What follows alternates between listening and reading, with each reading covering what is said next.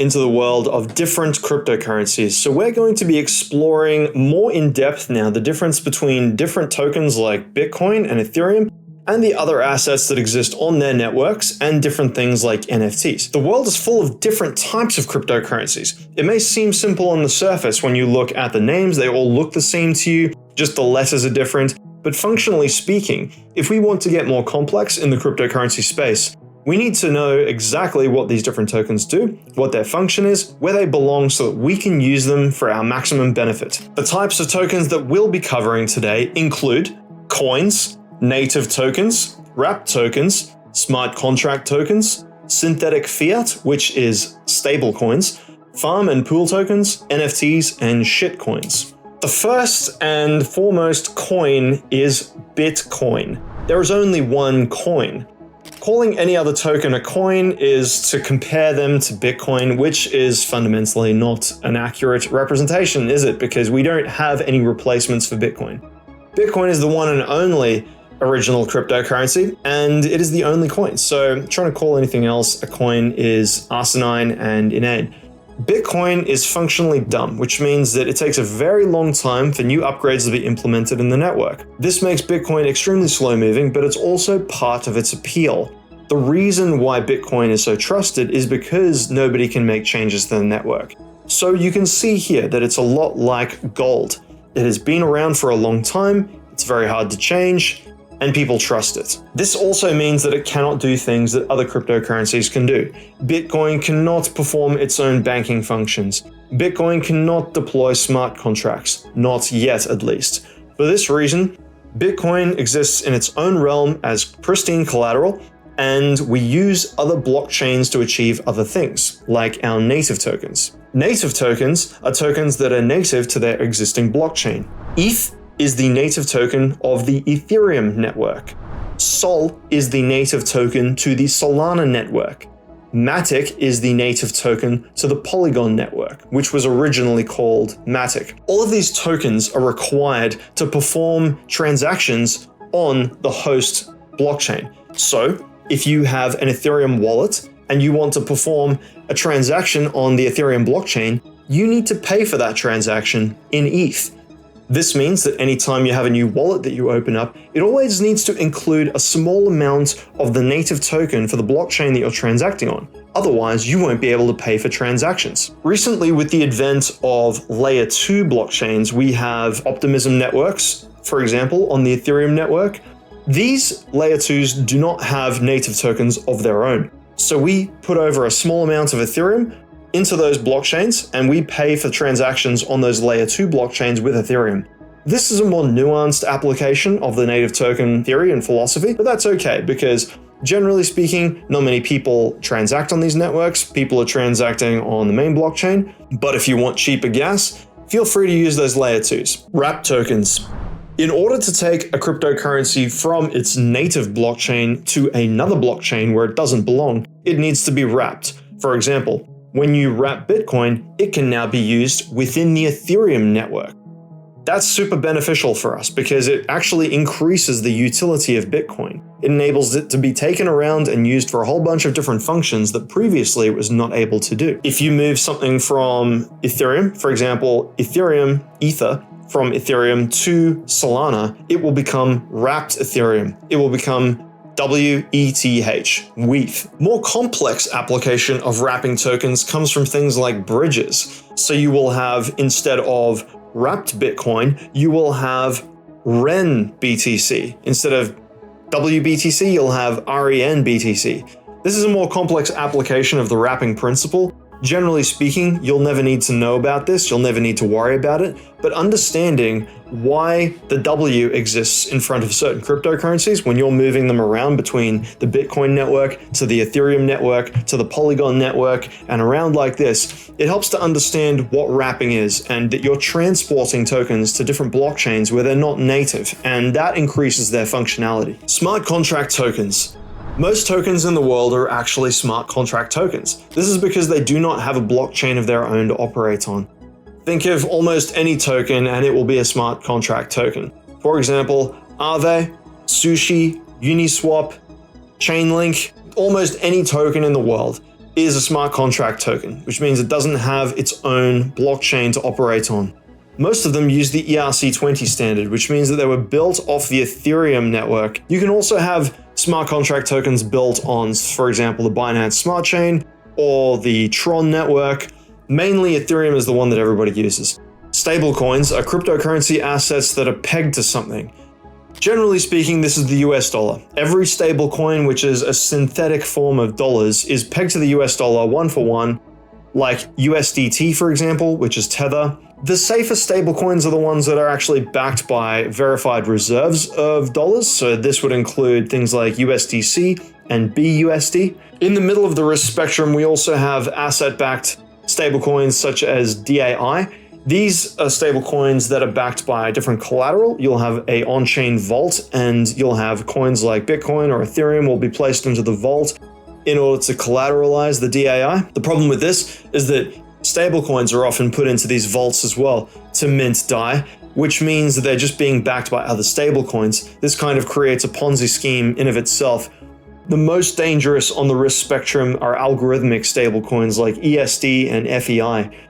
Algorithmic stablecoins have nothing backing them. These are ones that use game theory essentially to try and protect the peg. These almost always blow up. It's not really a matter of if they will blow up, it's more a matter of when.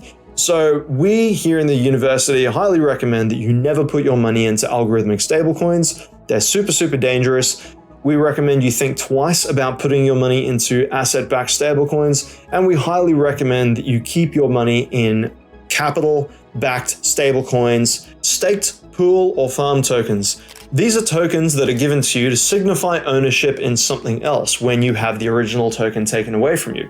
For example, if I put my Ethereum into a staking mechanism so that I can receive interest on my Ethereum, they will give me back SETH to signify that I have staked that Ethereum. The SETH is not worth anything. It's only worth something if I can exchange it and swap it back for the Ethereum that's within the staking mechanism and pull my original Ethereum back out again. This can get more complex. If you put your Ethereum into a farm, or if you have a pool token and you put it into a farm like in Uniswap, it may show you UniETH. If it's an Ethereum USDT pair, it'll go UniETH USDT. These can get extremely long and extremely convoluted depending on how complex you're getting with your farming activities. This is extremely complex, and we have a very comprehensive series of lessons on how to do farming and how to do centralized finance in the experience lessons. This is just a beginner's lesson, so just being aware of them should be enough for you at the moment, but if you want to get more complex, take those lessons. NFTs. NFTs are all the rage for a lot of people who believe that they can get rich quick by buying and selling different pictures. NFTs are non-fungible tokens, which means that each of them are unique. Non-fungible means they cannot be exchanged for another one. They are special in some way. Now, most of the NFTs that exist now are essentially picture exchange tokens. NFTs can also be like music tokens and things like this. Essentially, the NFT contains an address link to a picture somewhere else on the internet. The NFT itself, when you buy the NFT, does not actually contain the image. The image is not protected within that NFT. The only thing that an NFT has a link. The image is kept elsewhere.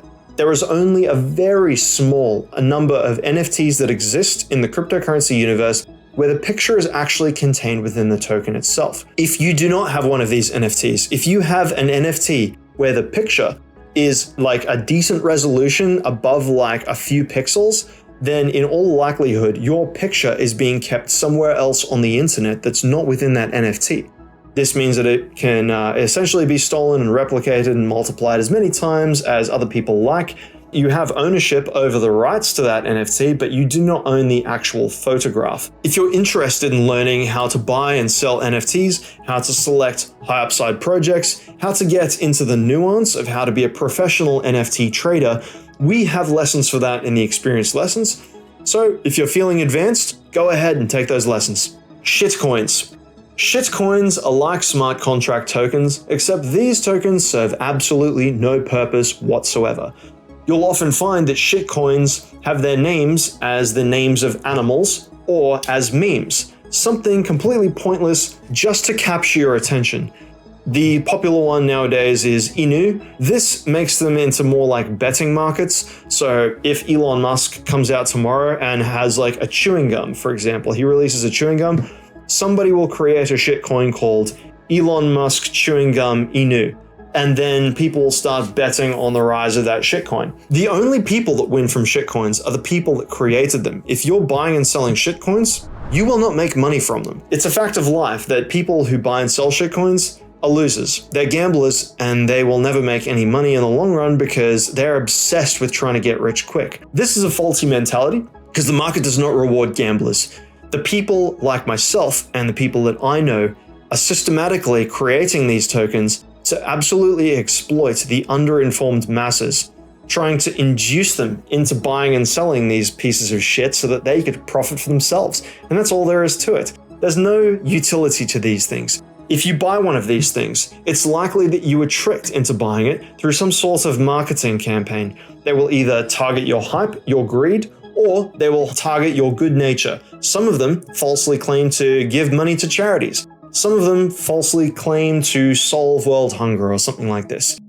Whatever they are a scam. Often, shitcoins will also take the guise of a legitimate project as well. So you have to be very careful. At the end of the day, unless a crypto is solving a real world problem, it's most likely a shitcoin and it should be avoided.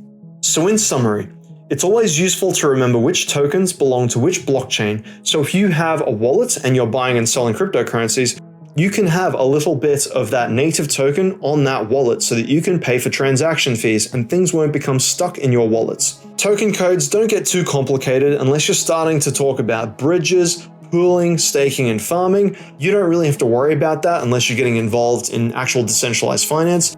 For the most part, as complicated as most people are going to see is wrap tokens, and they're basically the same as all other tokens. Fiat and asset-based stablecoins with verified reserves are the safest to keep your money in. If you're going to be using stablecoins, we recommend making sure that those stablecoins you select have those verified dollar reserves backing them. They are the safest that you can have. And finally, shitcoins are speculative assets that solve no purpose, they have no functions, and they will often be designed as real projects. They are scams, absolutely, and you should never be buying them. Generally, you don't need to know the difference between all of these in order to trade successfully. However, when you're getting more complex, yes, sometimes we want to be knowing the difference between all of these so that you know where to buy and sell them, where to send them, what their functions are, so that you can make the most money.